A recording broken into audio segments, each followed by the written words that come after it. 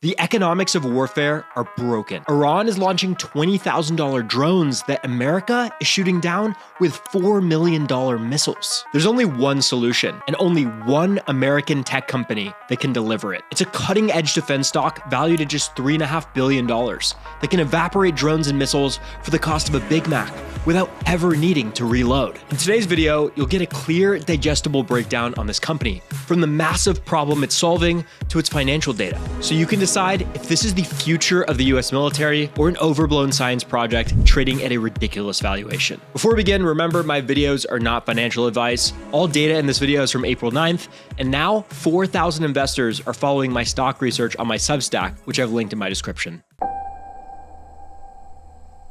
To understand this stock, you need to understand the crisis. The cost to shoot down enemy missiles and drones is extraordinary. A single Patriot missile costs about $4 million. An SM-6 runs about the same, while Lockheed's THAAD interceptors can cost $15 million each. Now compare that to the Shahed drone, the revolutionary killing machine that Iran pioneered. It costs just tens of thousands to build, and the US is spending millions to shoot down each one. It's a 200-to-1 cost ratio in favor of the attacker. Not even the most well-funded military in the world can sustain that. But the cost problem isn't even the scariest part. The real crisis is what happens when you run out of missiles. Before the Iran war, American interceptor supplies had already dropped to roughly 25% of required levels after years of donations to Ukraine. And when the conflict broke out in Iran, the Navy burned through an estimated 700 interceptors in a matter of days. And the solution isn't just to make more. Lockheed Martin only produces about 620 Patriot missiles per year. That's 15 months of production burned in days. But what if you could build a weapon that never runs out of ammo and costs just $10 per shot?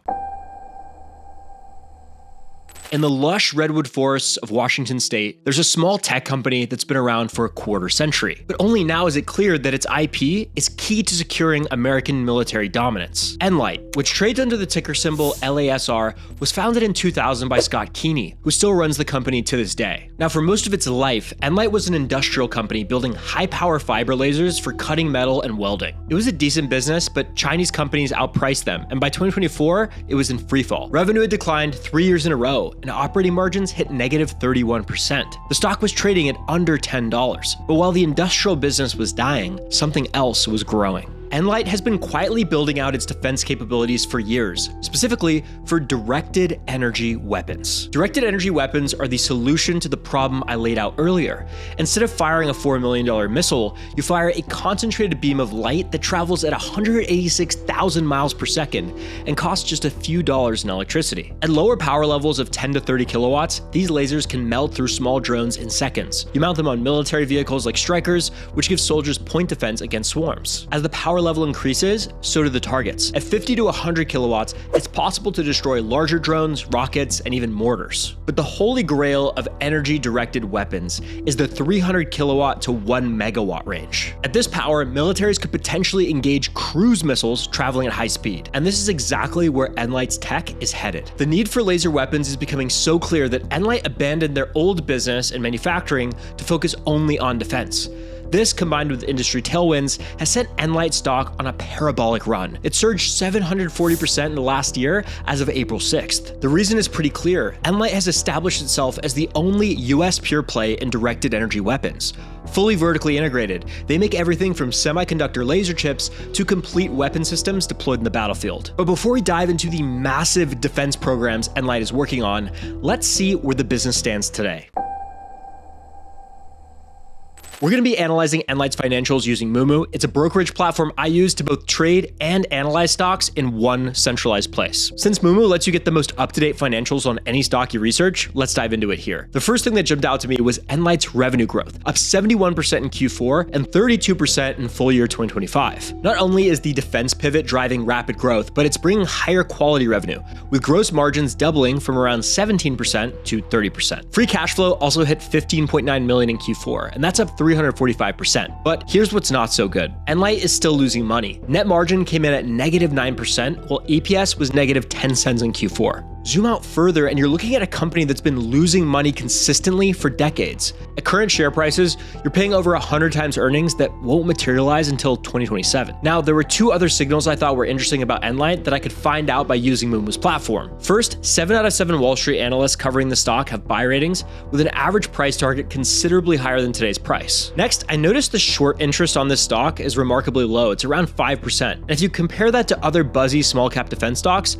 it actually seems like a bullish signal. As of March 13th, RCAT was at 21% short interest, while ONS had a 35% short interest. When small cap high beta stocks go on multi-100% runs, you usually see some elevated shorting, but with nLIGHT, it looks like the sharps might be respecting the company's upside potential and strong IP. I genuinely love using MooMoo because you get all the most important data you need to understand a stock in the same place where you can make the trade. If you join, they're offering up to $1,000 of NVIDIA stock and 8.1% APY on uninvested cash for a limited time. So scan this QR code or just go down and hit the link in my description to check it out.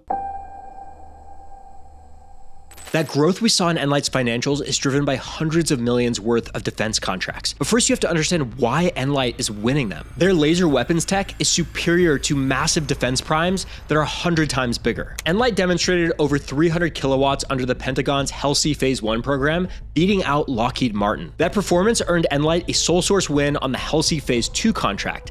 This is a $171 million deal to build a 1 megawatt class laser by late 2026. Now, if you remember, the 1 megawatt weapon is the holy grail. Achieving this would be a groundbreaking victory, and it remains a huge catalyst for the stock in the short term. On top of this, nLIGHT is a confirmed supplier on Israel's Iron Beam laser defense system. Iron Beam is a 100 kilowatt laser that reportedly achieved its first combat intercepts during the Iran conflict. It was the first time a laser weapon was used in live combat anywhere in the world, and it proves the directed energy thesis has real deployment legs and validating concerns that it isn't battle tested. nLIGHT's track record also includes delivering a 50 kilowatt truck-mounted module for the Army's M-SHORAD program. They also signed a $50 million contract for missile guidance sensing. Known contract value exceeds $250 million, and another massive tailwind is already blowing. President Trump's $185 billion Golden Dome program places a major emphasis on directed energy weapons. The Golden Dome is a national defense shield designed to protect the entire United States from missiles and drones. And Keeney specifically pointed to this initiative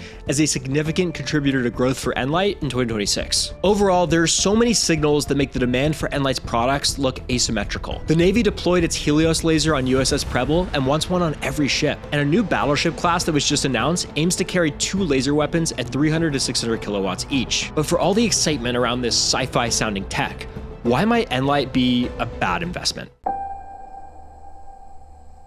For the first risk, let's talk about competition. And right now, nLIGHT has no direct domestic competition at the highest power levels. But there is one other player to note halfway across the world. Electro-Optical Systems is a small cap Australian stock with about a third the market cap and revenue of nLIGHT. It just secured the world's first export contract for an 80 million 100 kilowatt laser weapon with the Netherlands. It also has a conditional contract with South Korea. While EOS will never be able to compete with nLIGHT on US contracts, they have a unique ability to win international sales where the market is growing super fast. The best US defense tech is restricted by ITAR, aka International Traffic in Arms Regulations. That means companies like nLIGHT need explicit State Department approval to export, and it's rarely granted for cutting-edge weapons. EOS, on the other hand, builds its lasers with zero US controlled content, which means it can sell to any nation in the world. Even more importantly, EOS can offer full technology transfer. I think EOS is a super interesting stock in its own right, and I see it as more of a complementary play than a directly competitive one to nLIGHT. I go much deeper on it in my laser weapons deep dive on Substack, so read that at the link below. It's a really comprehensive report. For the next risk, you've always got to fear dilution with small cap growth stocks. Last year, nLIGHT's stock-based comp hit 33 million, and that was up 34%. Shares outstanding grew by 4%, and the company's most recent offering in February added another 4.6 million shares, expanding the float by an additional 9%. Shareholder returns will struggle to keep up if this dilution continues, especially if big defense contracts take longer to materialize than expected. Finally, we've got to be real on the question of product market fit. Futuristic military tech has a long history of getting abandoned. The Navy spent 15 years developing an electromagnetic railgun before canceling it in 2021. And the biggest flaw with laser weapons is you can't use them all the time. They're ineffective in rain, fog, dust, and smoke, and they also require access to a lot of electricity. That was one of the main reasons the M-SHORAD program was canceled. The results in the lab just haven't translated to the battlefield yet. There's a long way to go to prove these weapons out, and there's no world where this tech fully replaces the status quo